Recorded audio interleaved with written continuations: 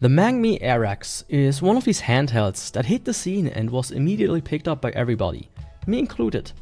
I now had a good 2-3 weeks to test it and have some opinions on it. First of all, what do you get with the Mangmi Airax in the box and hardware wise? I got the early bird version, which came with a case that is quite nice. You can buy it additionally for $9. Then, besides the Airax, you get a USB A to C cable, which is a quite generic one, and a screen protector, which I think is glass. And lastly, you get this quick start manual. You can also order the Airax with a microSD card included, either 128 or 256GB. I've re-recorded this section because they've updated it from 64 and 128, so it might change in the future. Also, you can purchase it in 3 colors, white, black and retro GB. As for the hardware, you get a Snapdragon 662 processor, 4GB of RAM, 64GB of internal storage, a 1080p 5.5-inch screen, a 5000 mAh battery, Hall effect joysticks, and Android 14. Size-wise, it's quite comparable to the Switch Lite. With that out of the way, let's get to my first impressions. When picking up the Airax, I thought that it feels quite nice in the hand the way it is shaped. Usually the safe way is to keep it flat, but the Airax manages to make it work quite nicely with these handles. I then however get to the D-pad, and I don't know about others, but glossy D-pads will never not feel and look cheap to me. And this is no exception, especially since it's paired with a membrane, and as such I already don't like the D-pad. I don't feel the same about the regular face buttons though, and I do think they feel good enough. I then get to the sticks, which are one of my personal highlights. I too often see these handhelds use the Joy-Con sticks, which are not bad, but also not the best. The Airax, however, uses these concave sticks, which use almost a velvety feeling rubber, and using them is buttery smooth. I hope more handhelds use these in the future. The last controls I want to talk about are the triggers. They are pretty average, but I did notice that my left trigger is a bit sticky or something. Just listen to this. This is the right one, and this is the left one. You can clearly hear that it's getting stuck or something. It doesn't bother me too much, but it is a sign of variable quality. Lastly, since this is basically like a small Android tablet, it has a touchscreen. As such, I do like that the transition between the edge and screen is quite smooth. It also helps that the border itself is rounded.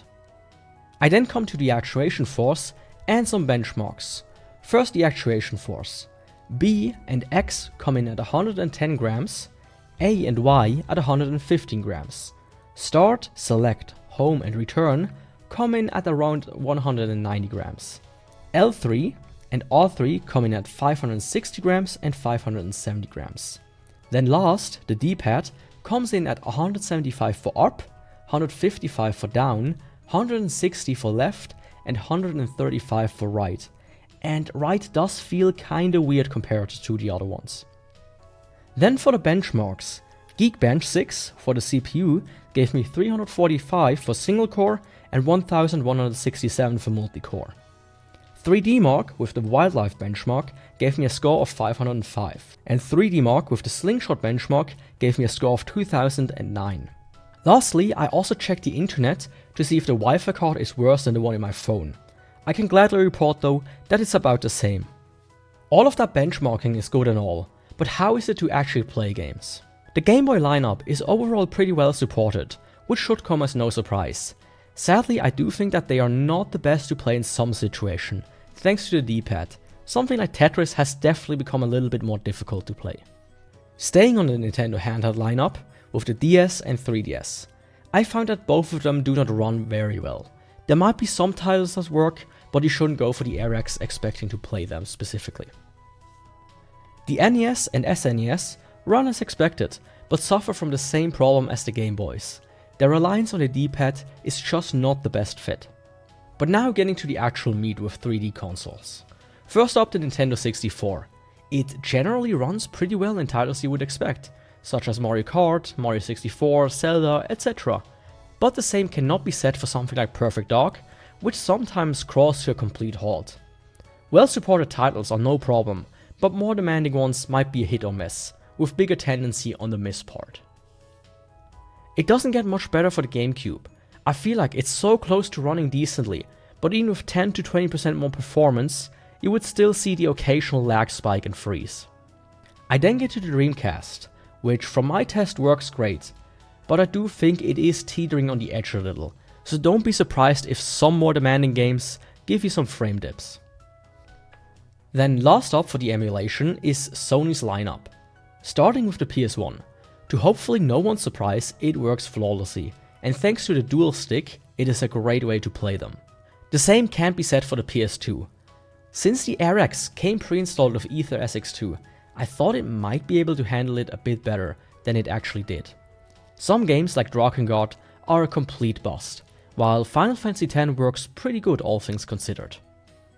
Most games, however, will be somewhere in between. As such, you might be able to play lighter and turn-based games, but certainly not most of the heavy hitters. Because of that, I was even more surprised with the PSP. All in all, everything I threw at it worked without any real dips. There might be some stuttering, but I think since it can handle God of War Chains of Olympus, it should be able to handle many other titles as well. As such, I think this is a good device for all the PSP fans out there that want to play it on a budget, instead of going with a used Vita or something like a Steam Deck. I then get to native games, and they work depending on the game. Seeing how newer devices are quite powerful, not all games will run perfectly on this device, but some lighter games should be in the cards easily. The last thing I tried out was streaming from Steam, and all things considered, it works great. Now there is a tiny delay, but it is what you would expect from streaming anyways. Now, since this is basically an Android tablet, there's lots of things you can do with it. As such, I tried out some media applications, such as music, but I do have to say that the speakers are a bit low on the bass, and overall sound a little thin. You might not be able to 100% tell what I mean, but here's an example.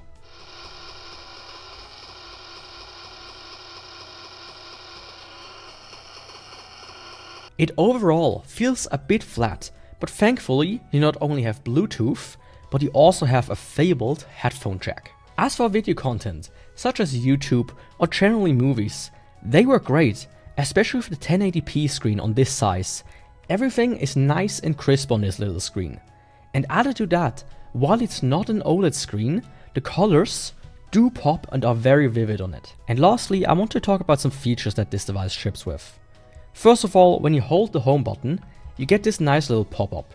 First of all, you have a performance monitor, which you can also pop up and show on the screen. Then you have some controller controls, such as the layout from Switch to Xbox, turbo fire, joystick inversion, and you even can do screen mapping, which is nice that this is not a separate app. And last, you have just some general settings, brightness, audio, sleep, screenshots, etc. Then next up, you have that game launcher, which all in all is quite simple, but works well enough. It does, however, sometimes fail to pick up new emulators, or prefers to use a RetroArch over native ones. As such, I prefer to use a different launcher, such as Daishisho here, which I think looks nicer and works a little bit better, but there are thousands of different ones that you can try out.